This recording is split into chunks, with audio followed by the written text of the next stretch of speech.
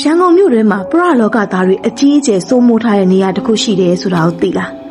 းအဲ့ဒီနေရာလူတွေအမြဲသွားလာစီကားနေတဲ့ Time City နဲ့တိတ်မဝေးတဲ့နေရာမှာရှိပါတယ်ကျမဒီနေ့ပြောပြမယ့်ဖြစ်ရက်က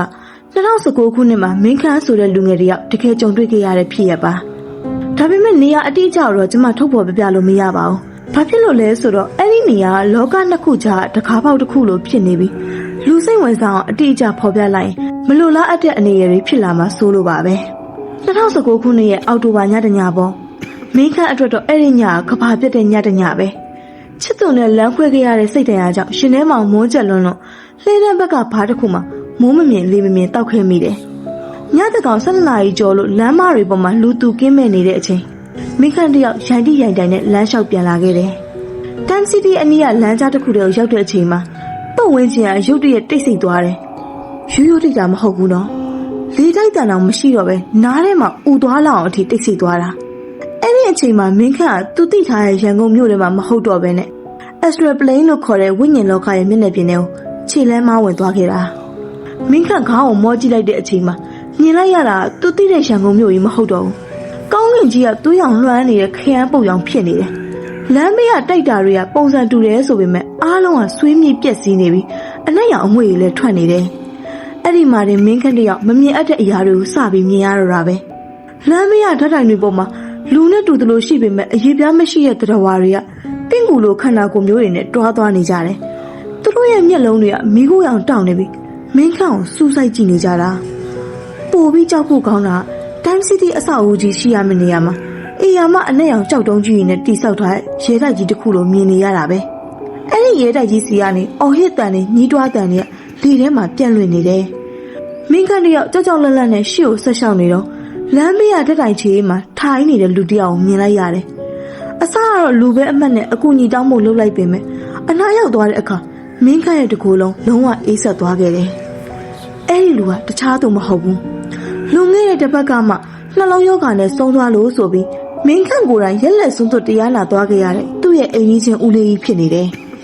ဦးလေးကြီးရဲ့မျက်နှာကဖြူဖြော့နေပြီးမျက်လုံးအိမ်တွေကလည်းဟောက်ပက်ကြီးဖြစ်နေပြီးသူကမင်းခန့်ကိုမြင်တော့မင်းကြီးကိုဘယ်လိုလုပ်ရလဲပြန်တော့အခုစီပြန်ပြီးတော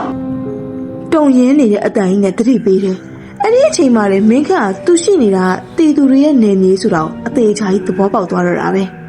ဲဦးလေးကြီးကတတိပေးတာအဆုံးမှာပဲအမောင်ကြီးတွေထဲကနေဝိညာဉ်ပေါင်းစုံကအုပ်စုလိုက်ထွက်လာကြတယ်လက်တံခြေတံရှည်လျားလုံးနဲ့ပိတ်တာတွေကတိုက်နေရတွေပေါ်မှာကပ်ပြီးသွားနေကြသလိုလမ်းလေကောင်မှလည်းခေါင်းမပါတဲ့ကိုယ်ရည်ကြီးတွေက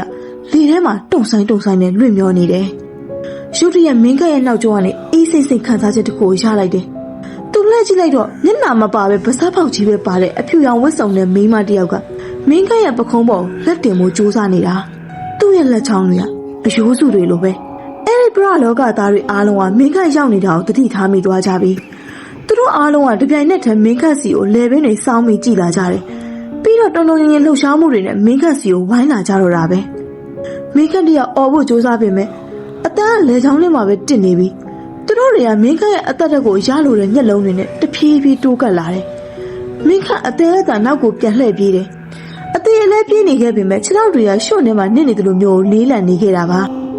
အဲ့ဒီအချိန်မှာပဲရုတ်တရက်မင်းခန့်ရဲ့ရင်ဘတ်ထဲကနေနှွေးကနေခံစားလိုက်ရတယ်သူ့အမေပေးထားတဲ့ဖျားပုံတော်ဆွဲကြိုးလေးမင်းခန့်လည်းမျက်လုံးကိုစုံမိတ်ပြီးတိတိမြတ်ဖျားစာတွေအကုန်လုံးအတန်ကုန်အော်ရွတ်လိုက်တော့တာပဲအတိပိတော်လို့ဆောက်ရွတ်လိုက်တာနဲ့ပတ်ဝန်းကျင်ကမကောင်းဆိုးဝါးတွေကကြောက်လန့်တကြားအော်ဟစ်ပြီးနောက်ဆုတ်သွားကြတယ်အဲ့ဒီအချိန်မှာပဲအလင်းရောက်တစ်ချက်လက်သွားပြီးမင်းခန့်ကတိလက်သွားခဲ့တယ်မင်းခန့်ပြန်လို့လာတဲ့အချိန်မှာတော့မနက်9 နာရီကျော်နေပြီသူရောက်နေတာကားမှတ်တိုင်တစ်ခုရဲ့ခုံထမ်းပေါ်မှာပတ်ဝန်းကျင်မှာကားတန်တွေဈေးတယ်တန်တွေပြန်ကြားနေရပြီဒါပေမဲ့မင်းခန့်ရဲ့အင်ကြီးလက်စာကပြေးထွက်နေပြီးပခုံးမှာလည်းလက်ချောင်းရ9ချောင်းအတိုင်းအညိုမဲဆွဲနေခဲ့တယ်ပြီးတော့ပိုပြီးထူးဆန်းတာဆုံးသွားတဲ့ဦးလေးကြီးရဲ့အိမ်ရှိရဖြတ်သွားတဲ့အခါအိမ်ထဲကနေထွက်လာတဲ့အမွှေးတိုင်နဲ့ဆွမ်းနာတော့ကသူ Astral Plane နဲ့မှရခဲ့တဲ့အနံ့နဲ့တထီရတယ်ပဲ2019ခုနှစ်ရဲ့အဲ့ဒီညအစားပြီးမင်းကညတခေါင်ရင်တယောက်တည်းလမ်းလျှောက်တဲ့အကျင့်လုံးဝဖျောက်ပစ်လိုက်တော့တယ်ရန်ကုန်မြို့ရဲ့ညချမ်းတွေကလှပတယ်ဆိုပေမဲ့ရှင်တို့မသိနိုင်တဲ့တခြားထိုင်မန်ရှင်တစ်ခုနဲ့တသားလေးဖြစ်နေတတ်တယ်ဆိုတာကိုသတိထားပါအထူးသဖြင့်အဲ့ဒီ Time City နာလမ်းကြားတွေထဲမှာပေါ့